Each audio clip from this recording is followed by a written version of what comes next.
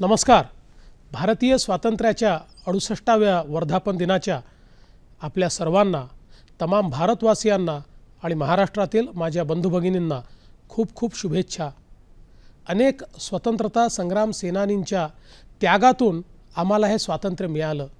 एकीकडे रस्त्यावर उतरून अहिंसेच्या मार्गातून सत्याग्रह करणारे सत्याग्रही आणि दुसरीकडे सशस्त्र क्रांतीच्या माध्यमातून त्या ठिकाणी इंग्रजी सत्तेला जेरी सांडणारे आमचे क्रांतिकारक, या सगळ्यांच्या त्यागातून, यांच्या बलिदानातून, यांच्या मेहनतीतून हे स्वातंत्र्य आपल्याला मिळालं. स्वातंत्र्य खऱ्या अर्थानं साकार झालं. पण आज आपली पिढी, ज्या पिढीनं स्वातंत्र्योत्तर काळामध्ये हे स्वातंत्र्य उपभोगलं आहे, त्या पिढीवर ही जबाबदारी आहे की स्वराज्य तर मिळालं, पण त्या स्वराज्याला सुराज्याकडे आपल्याला न्यायचं आहे. स्वराज्याचं रूपांतर जोपर्यंत सुराज्यामध्ये होत नाही, समाजातल्या शेवटच्या व्यक्तीपर्यंत स्वातंत्र्याची फळं जोपर्यंत पोचत नाही, तोपर्यंत आमचं स्वराज्य हे पूर्ण होणार नाही, आमचं स्वप्न पूर्ण होणार नाही. आपल्या महाराष्ट्राने गतकाळामध्ये खूप अडचणी अनुभवल्या. विशेषतः शेती क्षेत्रामध्ये आमच्या शेतकऱ्यांना खूप कष्ट झेलावे लागले. कधी अवर्षण तर कधी अतिवृष्टी, अशा प्रकारच्या अनेक गोष्टींचा सामना करावा लागला. 25,000 गावांमध्ये दुष्काळ तो संपतो न संपतो, तर अतिवृष्टी ती संपते न संपते, तर या खरीपाच्या हंगामामध्ये पावसाने मध्येच मारलेली दडी, अशा अनेक अडचणींचा सामना आमचा शेतकरी करतो आहे. पण आपण हा निर्णय केला आहे की या शेतकऱ्याची शेती ही शाश्वत झाली पाहिजे, त्याचा शाश्वत विकास झाला पाहिजे. आणि म्हणून राज्य सरकारने शेतकऱ्याच्या पाठीशी खंबीरपणे उभं राहायचं ठरवलं. जलयुक्त शिवारसारखी योजना, की जी योजना राज्य सरकारने सुरू केली असेल, पण ही सरकारची योजना राहिली नाही. स्वतंत्र भारताच्या इतिहासामध्ये एवढा मोठा लोकसहभाग दुसऱ्या कुठल्याही योजनेला लाभला नाही. 300 कोटी रुपयांपेक्षा जास्त पैसा जनतेने उभारून ज्या योजनेवर खर्च केला, तिचं नाव जलयुक्त शिवार आहे. खऱ्या अर्थानं जलसंधारणाच्या माध्यमातून विकेंद्रित पाण्याचे साठे तयार करायचे आणि त्या माध्यमातून शेतीला शाश्वत सिंचन द्यायचं, अशा प्रकारचा अभिनव असा उपक्रम हा राज्य सरकारने सुरू केला. आणि तो अक्षरशः शेतकऱ्यांनी, सामान्य माणसांनी, नागरिकांनी डोक्यावर घेतला. आणि आज महाराष्ट्रामध्ये सर्व ग्रामीण भागामध्ये जलयुक्त शिवारच्या माध्यमातून शाश्वत सिंचनाच्या सोयी तयार करण्याचं काम आपण करतो आहे. एकीकडे 25,000 गावांमध्ये मोठ्या प्रमाणात दुष्काळ असताना 7,000 कोटीपेक्षा जास्त रक्कम राज्य सरकारने दिली. दुसरीकडे शेतकऱ्यांच्या कर्जाचं पुनर्गठन करून त्याच्यावर पहिल्या वर्षीचं व्याज सरकारच्या माध्यमातून भरलं. पुनर्गठनाचे पैसे 5 वर्षात परत करण्याची मुभा दिली आणि उरलेल्या 4 वर्षामध्ये देखील व्याजाचे अर्धे पैसे हे राज्य सरकारने त्याचा वाटा उचलण्याचं ठरवलं. एकीकडे शेतकऱ्याला केवळ कर्ज देऊन चालणार नाही, केवळ त्या ठिकाणी आपली जी शेतीची अर्थव्यवस्था आहे ही कर्जावर आधारित चालणार नाही, तर ती गुंतवणुकीवर आधारित करावी लागेल. आणि शेतीमध्ये जोपर्यंत गुंतवणूक होणार नाही, तोपर्यंत आमचा शेतकरी कर्जमुक्त होऊ शकत नाही. कर्जमाफीपेक्षा कर्जमुक्ती महत्त्वाची आहे. आणि कर्जमुक्त शेतकरी करण्याकरता त्याला पहिल्यांदा आपल्या पायावर आपल्याला उभं करावं लागेल. शेतीतली गुंतवणूक वाढवण्याच्या दृष्टीनं राज्य सरकारने अनेक निर्णय घेतले. विशेषतः 25,000 कोटी रुपयाची गुंतवणूक ही शेतीच्या पायाभूत सेवा क्षेत्रात करायची, हा निर्णय राज्य सरकारनं घेतला. 1.5 लाख शेततळी तयार करायची, 1 लाख विहिरी तयार करायच्या. ज्या विहिरी 2008 पासून बंद होत्या, केवळ 6 महिन्याच्या कालावधीमध्ये अशा 6,000 विहिरींचं काम त्या ठिकाणी पूर्ण करण्याचं काम हे राज्य सरकारनं केलं. त्यामुळे विदर्भ असेल, मराठवाडा असेल, उत्तर महाराष्ट्र असेल, या मागासलेल्या भागामध्ये सिंचनाच्या सोयी पोचवण्याचा प्रयत्न हा राज्य सरकारच्या वतीनं सुरू झाला. आज मराठवाड्यामध्ये काही जिल्ह्यांमध्ये खूप मोठ्या प्रमाणात त्या ठिकाणी अवर्षण आहे. खरीपाची पेरणी होऊ शकलेली नाही, पिण्याच्या पाण्याची देखील अडचण आहे. हाच काही उत्तर महाराष्ट्राच्या भागामध्ये, विशेषतः नगर जिल्ह्याचा काही भाग असेल, पश्चिम महाराष्ट्रामध्ये सोलापूर जिल्ह्याचा काही भाग असेल, या ठिकाणी खूप परिस्थिती विचित्र आहे. विशेषतः मराठवाड्यामध्ये तर 4 जिल्ह्यांमध्ये पिण्याच्या पाण्याची देखील मोठी अडचण आहे. राज्य सरकार खंबीरपणे शेतकऱ्याच्या पाठीशी उभी आहे. शेतकऱ्याला त्या ठिकाणी चारा मिळाला पाहिजे, शेतकऱ्याच्या जनावराला चारा मिळाला पाहिजे, पिण्याचं पाणी मिळालं पाहिजे, याकरता तातडीची पावलं राज्य सरकारने उचलणं सुरू केलं आहे. एवढंच नाही तर पहिल्यांदा राज्यातल्या 14 जिल्ह्यातल्या 22 लाख शेतकऱ्यांना अन्न सुरक्षा योजनेखाली आणून जो बळीराजा इतरांना त्या ठिकाणी जेवण देतो, अन्न देतो, त्या बळीराजाला उपाशी मरण्याची वेळ येत होती आणि म्हणून या 22 लाख शेतकऱ्यांना अन्न सुरक्षेचा अधिकार दिला। 3 रुपयात तांदूळ आणि 2 रुपयात गहू अशा प्रकारचं ची सेवा ही त्यांना उपलब्ध करून देण्यात आली। त्यासोबत शेतकऱ्यांकरता राजीव गांधी आरोग्य जीवनदायी सेवेचा विस्तार करण्यात आला आणि त्या माध्यमातून आरोग्य सेवा शेतकऱ्याला मिळाली पाहिजे, त्याचा विस्तार झाला पाहिजे आणि त्याच्यापर्यंत ती पोचली पाहिजे, याचं एक मिशन हे राज्य सरकारने उभारलेलं आहे। त्यामुळे एकीकडे त्याला सुरक्षितता दिली आहे, दुसरीकडे सिंचनाची व्यवस्था व्हावी म्हणून शेततळी असतील, विहिरी असतील आणि त्याचसोबत राज्य सरकारने हाही निर्णय केला आहे की 2016 पर्यंत मागेल त्या शेतकऱ्याला विजेचं कनेक्शन आपल्याला देता आलं पाहिजे, इतकी व्यवस्था आम्ही उभी करतो आहे। मला सांगताना आनंद वाटतो की मागास भागामध्ये गेल्या 6 महिन्यामध्ये 40,000 विजेचे कनेक्शन शेतकऱ्याला आम्ही दिले आहेत। जोपर्यंत आमच्या शेतकऱ्याला पाणी मिळणार नाही, वीज मिळणार नाही, तोपर्यंत आमचा शेतकरी समृद्ध होऊ शकत नाही। आमच्या शेतकऱ्यामध्ये शक्ती खूप आहे आणि म्हणून त्याला एकीकडे पाणी द्यायचं, वीज द्यायचं, दुसरीकडे त्याला मार्केट उपलब्ध करून द्यायचं, हाही प्रयत्न आपण सुरू केलेला आहे। आणि त्यामुळे आपण वर्ल्ड इकॉनॉमिक फोरमसोबत PPPID नावाचा प्रकल्प हातामध्ये घेतला की ज्या प्रकल्पाच्या माध्यमातून आपण शेतकऱ्यांना थेट मार्केट मिळावं अशा प्रकारच्या चेन तयार करतो आहोत, ज्याच्यामुळे मधल्या दलालांना नष्ट करून थेट शेतकऱ्यांना त्यांच्या शेतमालाचा उचित दाम मिळाला पाहिजे, त्यांना त्याचा नफा मिळाला पाहिजे, हा प्रयत्न देखील आपण सुरू केला आहे। राज्य सरकार शेतकऱ्याच्या पाठीशी खंबीरपणे उभा आहे। पाहिजे तेवढा पैसा शेतीमध्ये गुंतवण्याची आमची मानसिकता आहे आणि मला असं वाटतं की पहिल्यांदा केवळ कर्ज नाही तर गुंतवणूक हे जे काही तत्त्व आपण स्वीकारलं आहे, या तत्त्वातनं शेतीचा विकास होईल, या तत्त्वातनं आमच्या इथे सिंचनाचा विकास होईल आणि खऱ्या अर्थानं जो आमचा महाराष्ट्र आहे, विशेषतः ग्रामीण महाराष्ट्र आहे, हा त्या ठिकाणी समृद्ध होईल असा आमचा प्रयत्न आहे। आज आपण गतिमान शासन देण्याचा प्रयत्न करतो आहोत, पण या गतिमानतेसोबत त्याच्यामध्ये पारदर्शिता देखील असली पाहिजे आणि पहिल्यांदा महाराष्ट्र राज्याने त्यामुळे आपल्या राज्यामध्ये या ठिकाणी सेवा हमी विधेयक पास केलं।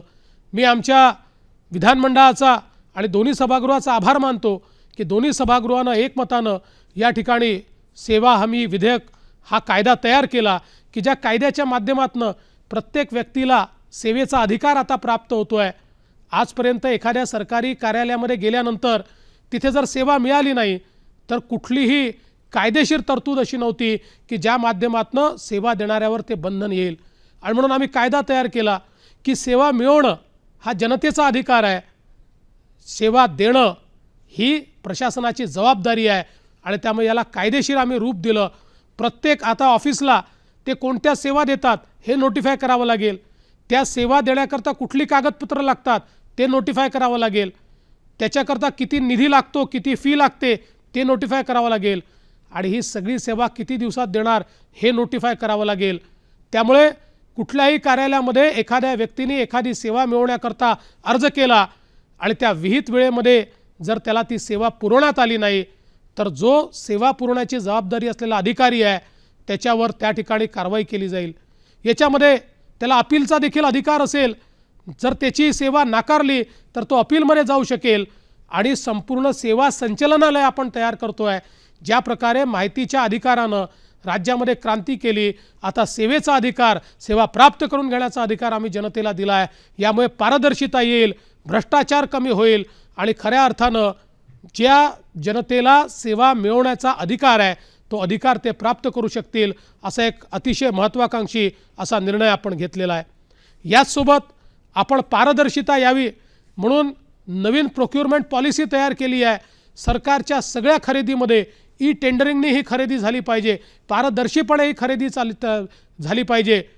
3 लाखाच्या वरच्या सगळ्या वस्तू या ई टेंडरिंगने खरेदी केल्या पाहिजेत, ई निविदेच्या माध्यमातून खरेदी केल्या पाहिजेत। अशा प्रकारचा एक महत्त्वपूर्ण निर्णय आपण घेतला आहे। खरेदीचं पारदर्शी धोरण आणल्यामुळे आपण एकीकडे भ्रष्टाचारावर आळा आणू आणि दुसरीकडे जनतेचा जो पैसा आहे तो पैसा देखील मोठ्या प्रमाणात वाचवण्याचं काम हे निश्चितपणे आपण करणार आहोत। आपण स्मार्ट शहरं निर्माण करण्याचा प्रयत्न करतो आहोत आणि त्या माध्यमातून स्मार्ट सिटी अशा प्रकारचा प्रकल्प केंद्र सरकारसोबत आपण हातामध्ये घेतला आहे। शहरामध्ये राहणाऱ्या लोकांचं जीवनमान हे उंचावलं पाहिजे, त्यांना क्वालिटी ऑफ लाईफ मिळालं पाहिजे, अशा प्रकारचा आपला प्रयत्न आहे। त्या ठिकाणी आज जी बकालता आहे ती बकालता आपल्याला काढून टाकायची आहे, बकालपण काढून टाकायचं आहे आणि त्या माध्यमातून आमची शहरं ही स्मार्ट झाली पाहिजेत.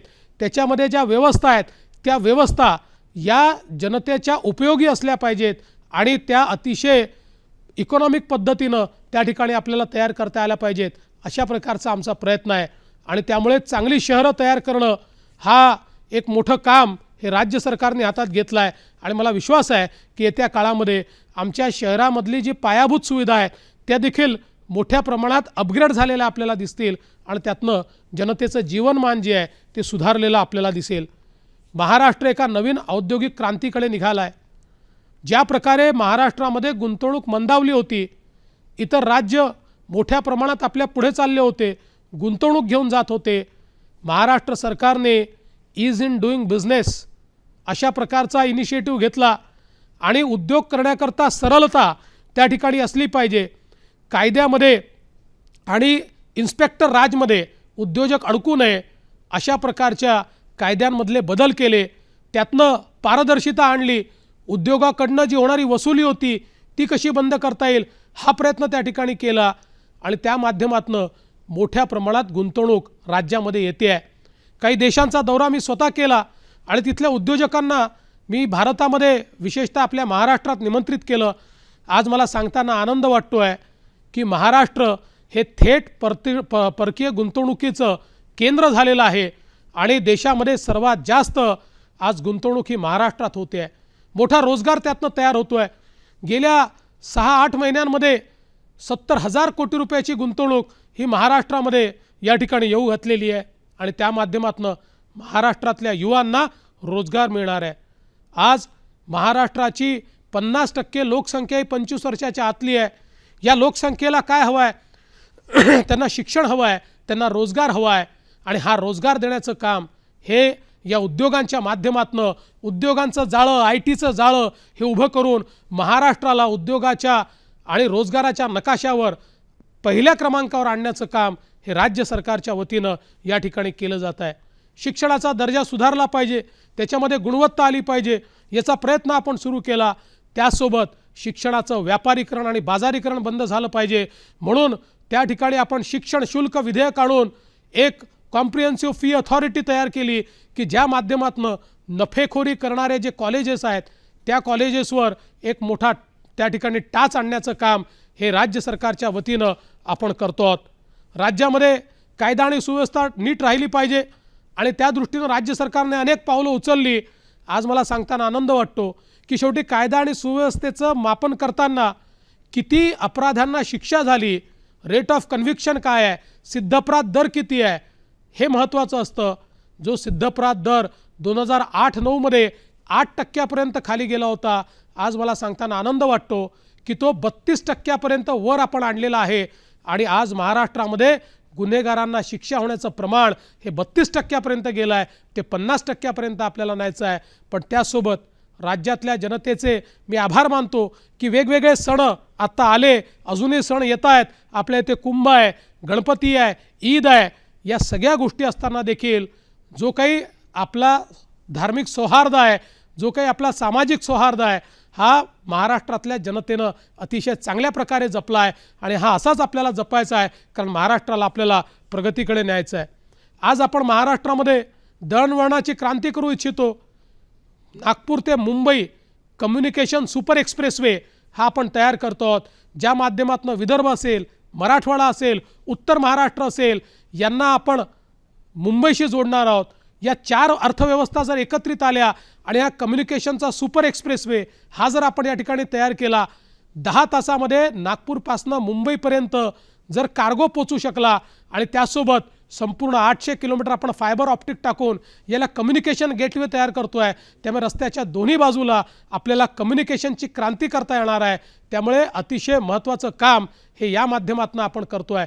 यासोबत मुंबई असेल त्या ठिकाणी कोस्टल रोड असेल, त्या ठिकाणी ट्रान्स हार्बर लिंक असेल, मेट्रोचं नेटवर्क असेल, पुणे मेट्रो असेल, नागपूर मेट्रो असेल, अशा अनेक गोष्टी करत असताना मोठ्या प्रमाणात आमचे जे डिस्ट्रिक्ट रोड आहेत, आमचे जे स्टेट रोड आहेत, राज्याचे महामार्ग आहेत, जे जिल्ह्याचे महामार्ग आहेत, याच्याकरता देखील विशेष योजना आपण आखली आहे आणि हे रस्ते सुधारावे, हे चांगले व्हावे असाही प्रयत्न हा आपण सुरू केलेला आहे. यासोबत सामाजिक न्यायाच्या दृष्टीनं हे राज्य पुढारलेलं राज्य आहे आणि विशेषतः आमच्या अनुसूचित जमातीच्या आमच्या विद्यार्थ्यांना नामांकित शाळांमध्ये शिकता यावं.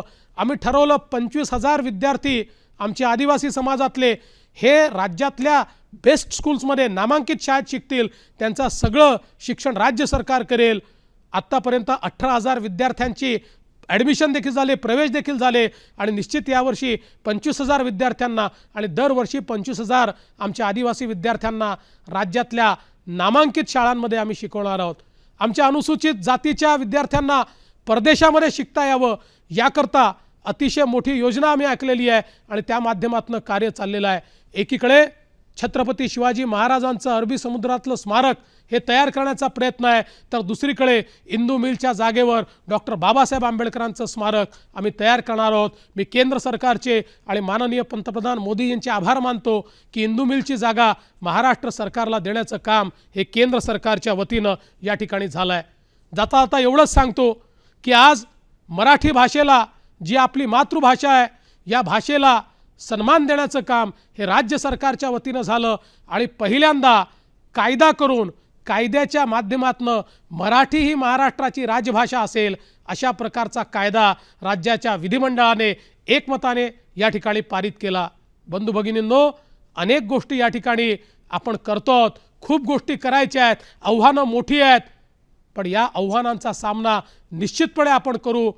आपल्या सर्वांची साथ हवी आहे, आपला आशीर्वाद हवा आहे. आपण सगळे मिळून एकजूट होऊन या आव्हानांचा सामना केला तर आपला देश आणि आपला महाराष्ट्र हा जगात नेहमीच अव्वल असेल आणि म्हणून त्याकरता आपण सगळे कटिबद्ध होऊया एवढंच आपल्याला विनम्र अभिवादन करतो. पुन्हा एकदा भारतीय स्वातंत्र्य दिनाच्या आपल्याला खूप खूप शुभेच्छा देतो. जय हिंद, जय भारत, जय महाराष्ट्र.